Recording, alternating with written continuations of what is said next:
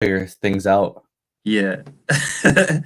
I hit the live button. Oh, nice, nice. There we go. Yeah, man. So yeah, congratulations to Joselito. He just graduated. So Thank you, thank you. yeah. So what did you graduate in?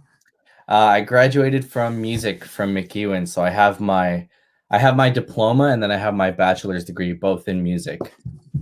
Yeah. And So then when are you gonna cut your hair? whenever this is done, I my mom keeps being like, "Let me cut your hair," and I'm like, "I can wait. I can wait." Well, So have Odessa cut your hair, and then I can guide her remotely. yeah, that would be awesome. That would be Yeah. awesome.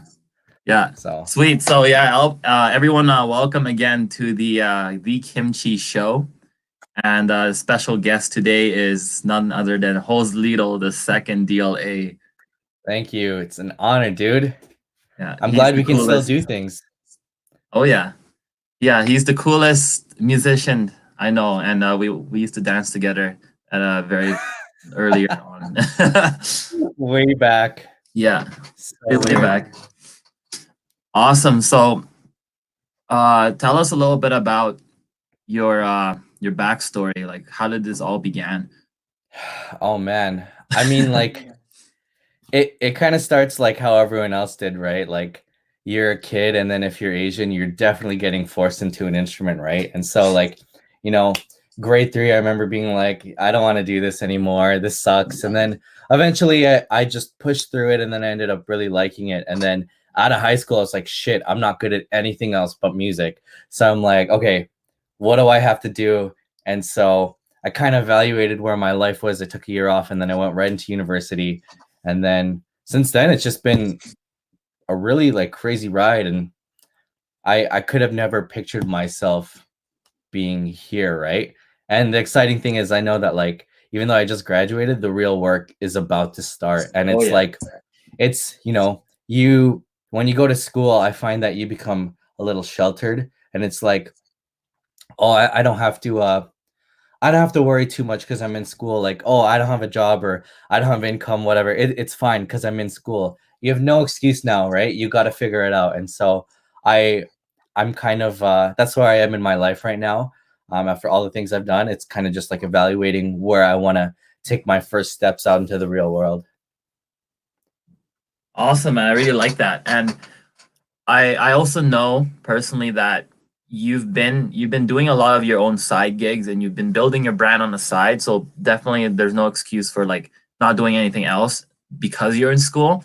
But because you are in school, this is the opportunity to be building your brand. And I've noticed that you've been doing a lot of like pretty cool shows. You got a couple gigs going on contracted. You've been emceeing, you've been doing a lot of weekend shows at the rec room, and you've even been doing a set with Filipino celebrities. So, Yeah, yeah, that so, was crazy. so tell us a little bit about the experiences with that. What went through your mind when you got that gig to performing, and then what happened after? Oh man, that was wild. So okay, so if you're Filipino and you're watching, you know who Vice Ganda is, or if you don't know who it is, your mom or your dad does because they have the Filipino channel. So basically like it was I think March or February, I got contacted by one of my teachers. I didn't really know him at the time, but he was one of the only Filipino teachers at school, right? There are very few Asians at MacEwan. And so he reached out to me because I was Filipino and they needed a Filipino synth player. And the funny thing was, like, I remember buying my dream synth. It's a $2,000 synth, like a couple days before this happened. Come home with it. My mom's like, "What the fuck is that?" And then a couple days later, they're looking for a Filipino synth player, right? Which is just like crazy how it happened. So, anyways, I emailed him back and I'm like, yeah, I would love to do this. We signed a contract. We had a rehearsal before we left on the plane, and then we gathered a couple of other like really amazing Filipino artists. And so we met in Edmonton, and then they flew us down to Vancouver where we had a meeting with the music director. We had our first rehearsal there. We got to meet the celebrity. We had dinner. Wow. Um, yeah, and then after that, we flew over to Winnipeg, and Winnipeg was really cool. Like both were really awesome. So the theater in Vancouver is similar to Jubilee here, basically, 3,000 people. And then in Winnipeg, it was actually similar to the Edmonton Convention Center, or no, sorry, it's more similar to like Northlands, like the Expo. Right. It's like very long and wide, and there was 4,000 people there, and it was just like, these are moments that you work hard for and you dream of, but you don't ever think they're gonna happen. And my parts were fine. Like I was ready for the music. The thing that I wasn't ready for was how loud people were gonna be. It hurt my ear, and I was like, wow, this is crazy. I've never heard that many people like scream and cheer before, and it was just like, it's one of those moments you don't forget. So what was it like? How was the experience from walking in backstage and actually meeting Vice Gunda and actually performing that? Well, with Vice Gunda, he's obviously a busy dude. We don't get to meet him. We did get to meet him, but we don't get to spend that much time with him. Right. It's kind of like a hi-bye situation. After the Vancouver show, so man, we were there at the theater for 12 hours, or not 12 hours, but something closer to like 8 or 9. And at the end of the show, I was super hungry. There's like a ton of food backstage, and then my teacher's just like, yo, stop eating, stop eating. I'm like, why? He's like, they're gonna take us to Korean barbecue. And I'm like, oh, this Oh, is shit. dope. And so at the end, they ended up booking, where it's a pretty small entourage, right? So they only booked half the restaurant. Our table had 9 seats, and there were only 4 musicians. And instead of giving us the menu, they just ordered everything on the menu. And I'm like, I was like, yo, I just ate. Like, this is crazy. So I'm like, whatever, it's free food. I'm gonna enjoy it. And so Vice was actually sitting right behind me. He's with his crew. Yeah. He was also with their famous twin brother dance duo called the G-Force Twins. They were there. I got to meet them, but they weren't actually the people that I was interested in talking to. Even then, like, I have to understand, hey, I'm not a fan. I deserve to be here because I worked hard for it. So I have to act professionally. Yeah. So who I wanted to talk to instead was the music director. Mm, His name is Marvin. And the crazy thing is, 10 years ago, or well, I guess 12 now, in 2008, I saw him on stage as a little kid in Edmonton with wow. Martin Vieira and Gary Vee. And to think that like 10 years later, I would be on a stage with him, right, as a professional. And I kind of thought that was really mind blowing. And so this year I was supposed to go to the Philippines, and I was supposed to go to his studio and reconnect with him, but so Yeah. That's pretty crazy. And opportunities like that, it comes unexpected. And I really like how you realize, like, okay, I'm here as a professional. I'm not here as a fangirl. Take advantage of this. This is a golden opportunity. So you came up and you came up to the director rather than the celebrity himself. And yeah. how did that go? How did that networking go? It was awesome. Like, really, I didn't even know where to start. I think it was my teacher that kind of bridged the gap between us. And Yeah. we were talking about like just like the commonalities between us, how we started, what programs we use, what keyboards we use. And then it kind of got to the real things, like how he started getting there. It was a long night, but it wasn't like, one night is not long enough to really get to know someone. And we got to chat a couple times more over the next few nights. And so, yeah, it's just really cool. And like, he was telling me like what kind of opportunities that there are and how long it took him to get there, because Mm, he was saying that that was the busiest year of his life.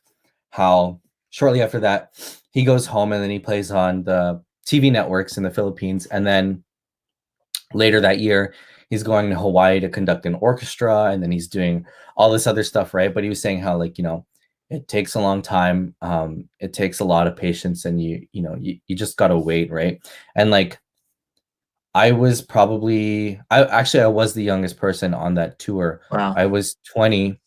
The next youngest person was, I think she was 22 or 23 at the time. Then 29, and then it jumps to 45, and then everyone kind of averages around that age, right? So you really like you see how long things take, and like how music directors usually they're older, they're a little gray because it takes a long time to get there. So that's kind of the main thing that we talked about, just like um what it is we do. He was giving me advice, and then how he got there and what I should expect, and Mhm, how I can get there too. mhm. So after that experience, I'm pretty sure you got like a whole rush of like emotions, and like that motivation definitely got you to be like, okay, this is where I need to do. This is the clear path. This is the goal. Here's the vehicle that I need to create to get from point A to B to C while in school. So what were the light bulb moments that happened right after that? Well, 2018 was a huge year for me. It was the biggest year for me actually. And my year was actually laid out from the moment I got that gig before I even did it. It started to unravel before I even had that opportunity. And so I could kind of see what my year looks like, right?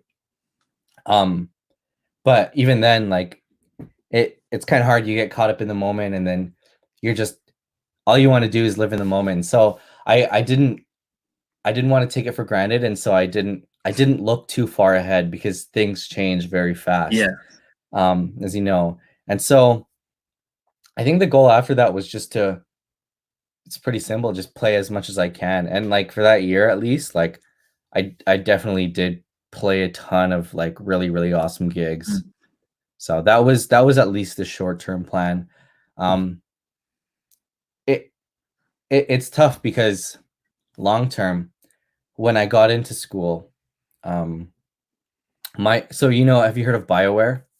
Yeah, yeah. Yeah, a video game company in Edmonton. They're huge, globally known, right? And so one of my goals is to work for BioWare or an equivalent studio doing composition or sound design.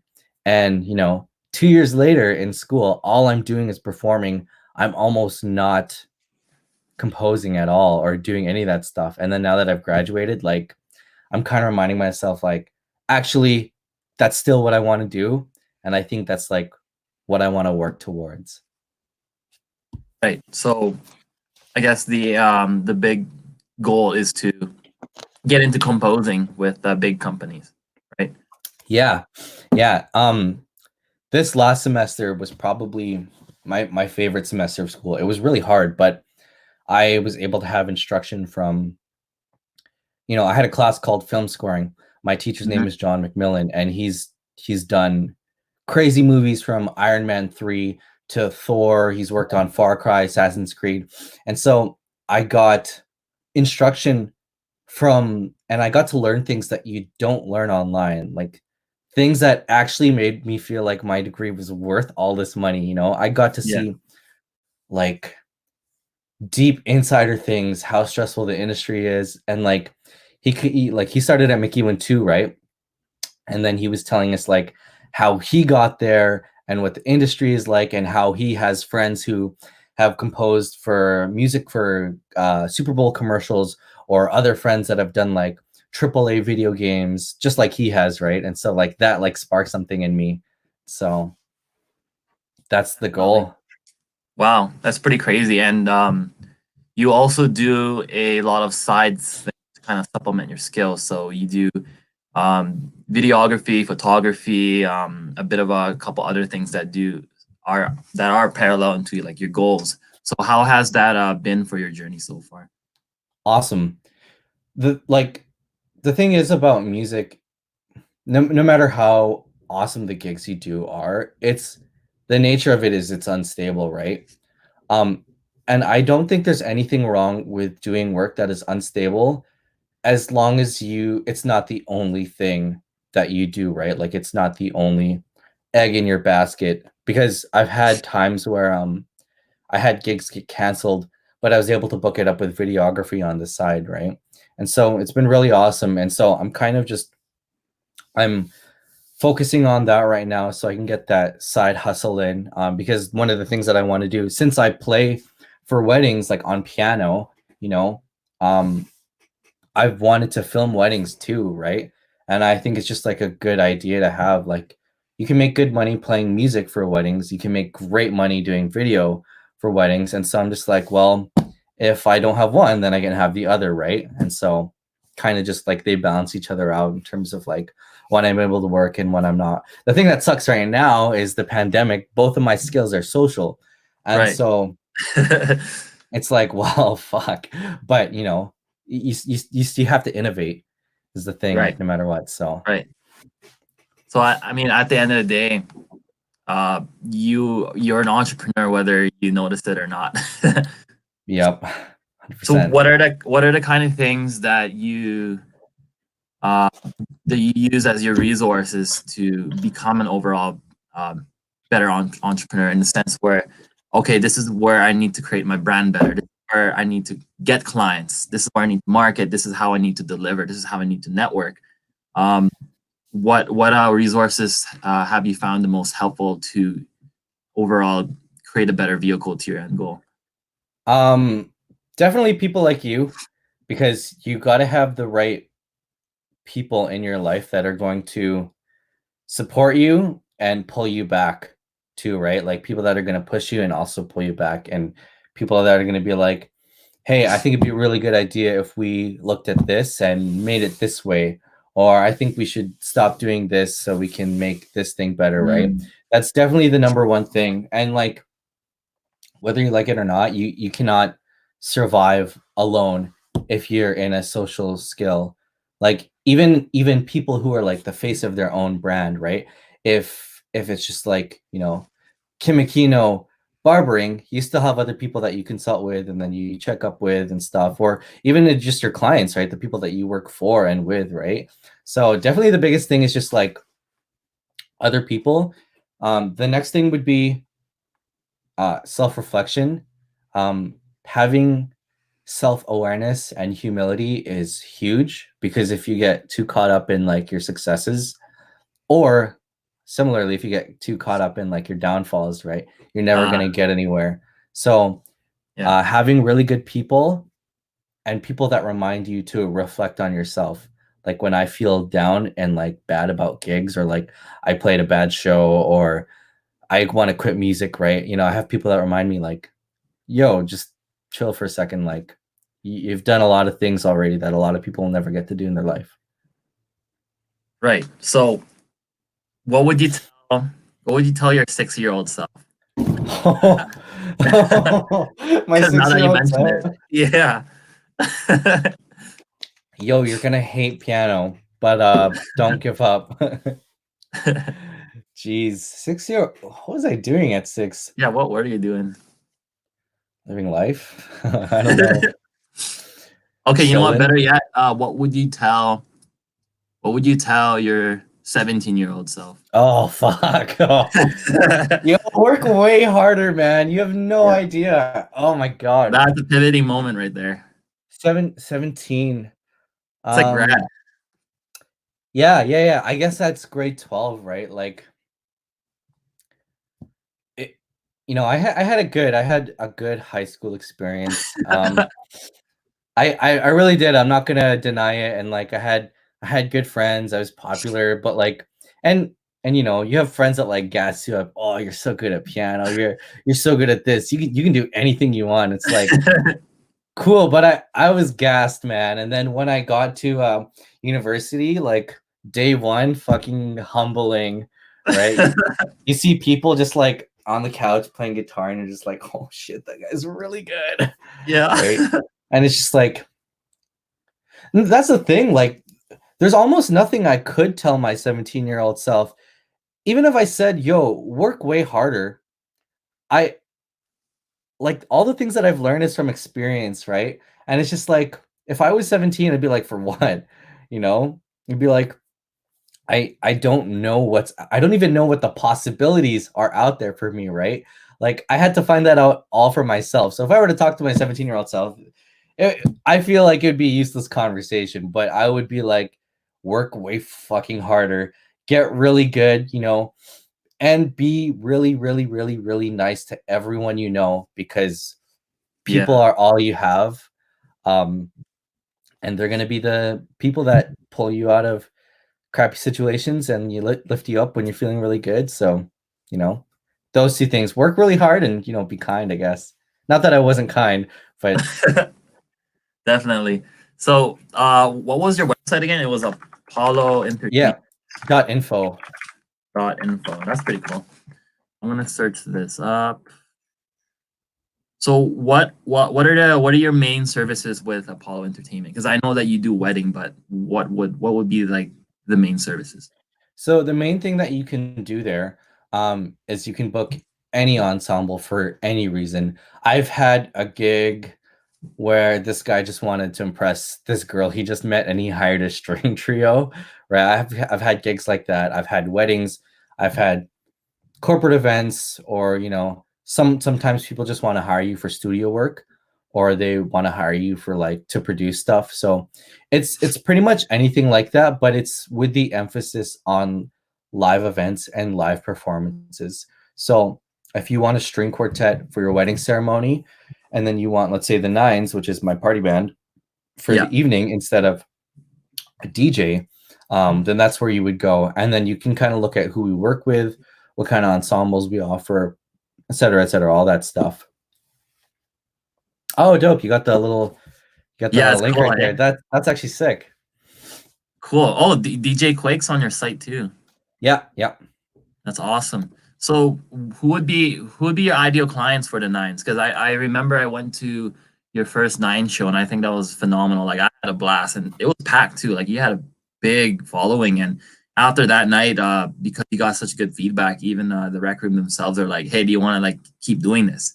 Right? So Yeah, yeah. Like our ideal clients are, you know, someone who isn't afraid to give themselves the best and to give themselves the best memories when they're done, right? So if that just means like your company reached a milestone of being in business for 50 years, or you know, you want to celebrate renewal of vows like for your 10-year anniversary with someone you're married to, like, you know, people that want to celebrate milestones. Music is a social skill, right? And like I've kind of been talking about that a little bit.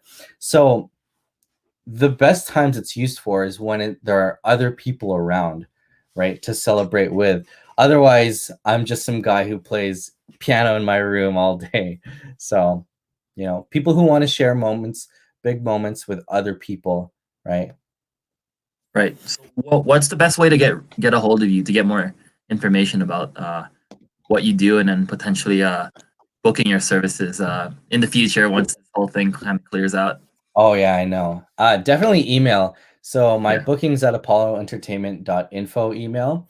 That would be a good place to start, because then um, you can connect through the email and then someone will talk to you, and then we can set you up with what kind of ensemble you're looking for. Or me, you can just DM me, and Yeah. I'm like I said, it's a social skill, so I'm ready to be connected in any way, whether that's Instagram DM or Facebook Messenger. You know, I actually get a surprising amount of clients who I'll give them my email and they just message me, and I'm just like, okay, Yeah. whatever. So yeah, really any way. I guess it just depends what you want to learn about and what you want to know more about. Awesome. And so right before we wrap up this interview, I'm going to ask you an entrepreneurial question, and it's going to kind of challenge you a bit. But what would you do right now? Like, because now that you're finished school, and you're like, all right, well, it's time to. I finally have more time to work on my brand, my business, and whatnot, and kind of just the whole direction of flow. But because of this current environment we're in, now you're like, all right, well, I have to adapt. I have to pivot. I have to kind of find ways to like overall increase that net income. So what would you do right now in this current space in order to still have your business relevant and still have it thrive in this environment? I've been thinking about this for a while, right? And I haven't been able to Okay. act on it because of school. Okay. But Yeah. the number one thing is like, sure, I have fancy equipment and I have skills that a lot of other people don't have. But the one thing that I have with the people that work with, the one thing I have in common with them is Mhm. this: a Ooh. phone, right? And so, like I said, music is social and it's useless if you're not sharing it.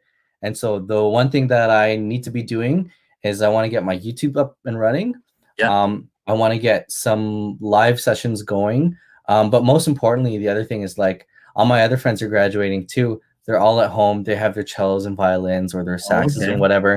I want to collaborate with them, and I want to put out music, whether it's making light of the situation that's happening right now, or just doing a personal project, like to share as much as we can.